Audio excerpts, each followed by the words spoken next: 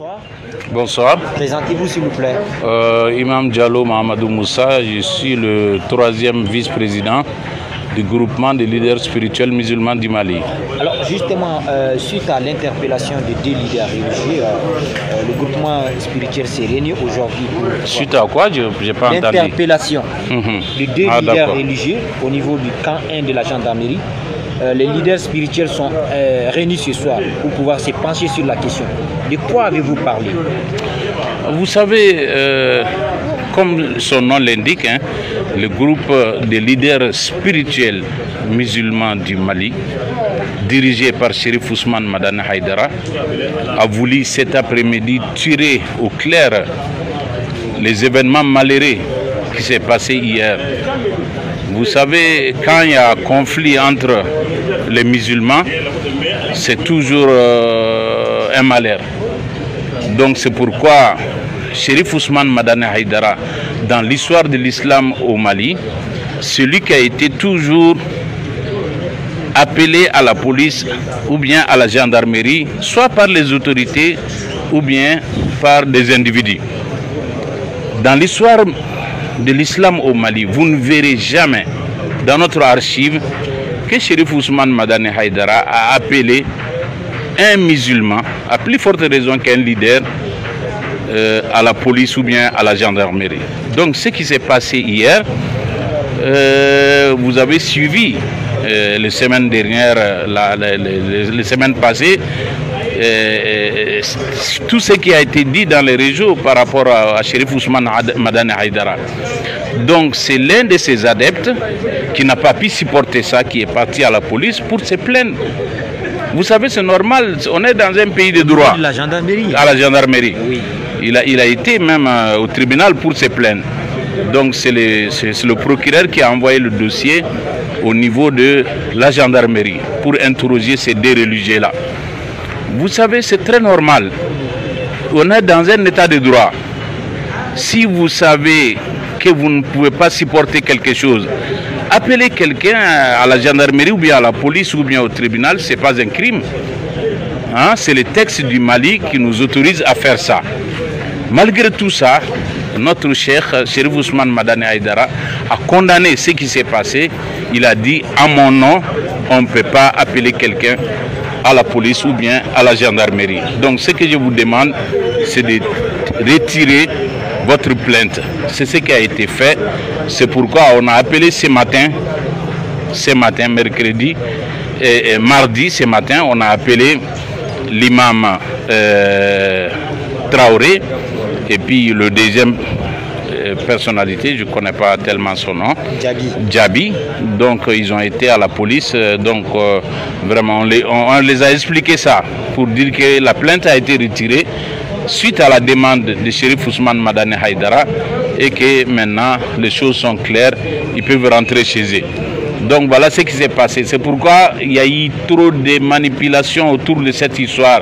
C'est pourquoi nous avons voulu cet après-midi appeler la communauté musulmane, à commencer par la communauté soufite, pour les expliquer de quoi il s'agit, ce qui s'est passé réellement, sans faire de démagogie. Donc c'est pourquoi les gens étaient là. Je pense que tout le monde est à la sortie de cette rencontre. Les gens sont satisfaits.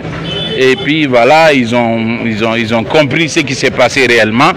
Donc voilà, c'est pourquoi. C'était l'objectif de cette rencontre. Alors, quelles mesures faudrait-il prendre pour pallier à de telles situations? Pardon? Quelles mesures faudrait-il prendre pour pallier à telle situation? Moi, je pense que c'est le dialogue. C'est ce que nous avons demandé. C'est que beaucoup de gens ne sont pas au courant. Depuis le début, depuis la première semaine de la déclaration de l'imam Traoré, nous avons demandé à Kontao, appelez vos gens, il faut qu'on s'assoie autour d'une table pour discuter. C'est ce qu'ils ont refusé. La communauté wahhabite a refusé catégoriquement. Et l'imam Kontao peut témoigner. Chaque fois qu'on les rappelle, il dit que non, ils ne sont pas prêts. Ah, je n'ai pas pu les convaincre, ils disent qu'ils ne peuvent pas venir. Donc voilà ce qui est arrivé.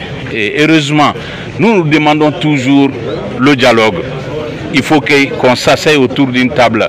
Le Coran le dit, Si deux groupes de croyants s'affrontent, il faut passer par le dialogue. Donc c'est ce que nous avons proposé dès le départ, c'est ce que nous proposons aujourd'hui aussi. Il n'est pas encore tard. Moi je pense qu'il n'est pas tard.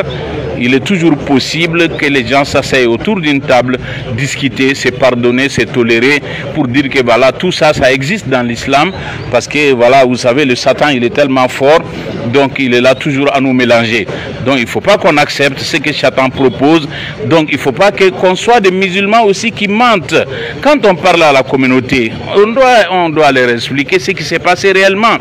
Hein? Personne n'a aujourd'hui intérêt à ce qu'on envenime les choses et qu'il y ait conflit entre des tendances islamiques, des plus grandes tendances. Vous avez remarqué hier que Bamako, c'était chaud, parce qu'il y a la communauté sunnite seulement qui était révoltée. Et si jamais nous qui sommes majoritaires, nous qui sommes pratiquement 70% des musulmans du Mali, si nous on se révolte, c'est fini pour le Mali. Et qui a intérêt? Vous avez interpellé les autorités? On a interpellé les autorités, on a interpellé l'autre camp, vraiment pour qu'ils prennent conscience, vraiment, qu'on s'asseye autour d'une table. Moi, je suis persuadé que si jamais on accepte de s'asseoir autour d'une table, Inch'Allah, on trouvera une solution, Inch'Allah. Vous avez aussi parlé des règles aussi. Il faudrait qu'on mette en application les textes. Voilà, vous savez, c'est ce qui se passe au Mali, c'est très dangereux. Vous savez, nous avons les meilleurs textes, mais l'application fait problème. Nous avons les textes qu'on n'applique pas. Si on applique, si un imam fait des bêtises dans son sermon, ben, le procureur va l'appeler le lendemain. Si on continue sur ce sens-là, les imams n'aiment pas qu'on les interpelle. Et puis voilà, ils vont arrêter. Mais on voit que si les imams ou bien un leader religieux est interpellé, c'est tous ces adeptes qui viennent. Voilà, c'est eux qui font appel à leurs adeptes, parce qu'ils n'aiment pas être interpellés, ou bien ils pensent qu'il y en a qui pensent qu'ils sont au-dessus de la loi, donc ils demandent à leurs fidèles de venir menacer les autorités. Et ça, c'est condamné aussi par l'islam. Alors, le Haut Conseil islamique, qu'est-ce que le Haut Conseil islamique doit faire dans cette histoire afin de mettre fin? Vous savez, entre nous, on a réglé beaucoup de choses, hein. Donc, on va essayer de faire la même chose. Vous savez, le bureau, l'actuel bureau du Haut Conseil, nous avons fait des réunions jusqu'à 3 h du matin pour formuler ces bureaux-là. Aujourd'hui aussi, on va faire la même chose. Il faut qu'on s'assoie autour d'une table pour discuter, pour parler. Et comme je le dis au départ, je suis persuadé, si on le fait, Inch'Allah, on trouvera une solution. Merci beaucoup. Pas de quoi.